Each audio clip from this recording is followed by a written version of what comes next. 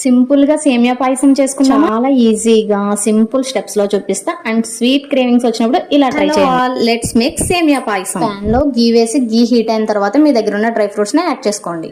మీ దగ్గర ఉన్న dry fruits ని బాగా గీలో రోస్ట్ చేసుకోండి. నా దగ్గర అయితే బాదం అండ్ కిస్మిస్ ఉన్నాయి, నేను అవే యాడ్ చేసుకున్నాను. ఇప్పుడు అదే పాన్ లో సేమియా వేసి సేమియాని కూడా గీలో రోస్ట్ చేయండి. బాగా గోల్డెన్ బ్రౌన్ కలర్ వచ్చేవారు. గీలో బాగా రోస్ట్ అయిన తర్వాత అవి తీసి పక్కకు పెట్టుకోండి. ఇప్పుడు హాఫ్ లీటర్ పాలను తీసుకుని పాలను బాగా బాయిల్ చేయండి. నేనైతే half litre full cream milk ని తీసుకున్నాను. మీరు కూడా ఫుల్ క్రీమ్ మిల్క్ తో ట్రై చేయండి. పాలు బాగా మరిగిన తర్వాత దానిలో ఒక గుప్పెడు సగ్గుబియ్యాన్ని యాడ్ చేయండి. సగ్గుబియ్యం కూడా పాలలో బాగా ఉడకాలి. సగ్గుబియ్యం కూడా బాగా ఉడికిన తర్వాత దీనిలో మనం ముందుగా రోస్ట్ చేసి పెట్టుకున్న సేమియాని యాడ్ చేద్దాం. ఇప్పుడు సేమియా సగ్గుబియ్యం బాగా బాయిల్ అయిన తర్వాత పాలల్లో ఇప్పుడు నెక్స్ట్ మన తీపికి సరిపడగా అంటే మీ టేస్ట్ కి తగినట్టుగా షుగర్ ని యాడ్ చేసుకోండి. బాగా మరిగిన తర్వాత మనం ముందుగా రోస్ట్ చేసి పెట్టుకున్న డ్రై ఫ్రూట్స్ కూడా యాడ్ చేయండి. ఎంతో సింపుల్ గా సేమియా పాయసం రెడీ. అవును, మీలో ఎంతమందికి సేమియా పాయసం అంటే ఇష్టం నాతో కామెంట్ సెక్షన్ లో షేర్ చేసేయండి. ఫైనల్ గా ఒక బౌల్ లోకి సర్వ్ చేసుకుని దానిపైన డ్రై ఫ్రూట్స్ తో గార్నిష్ చేసుకుంటే మన సేమియా పాయసం రెడీ.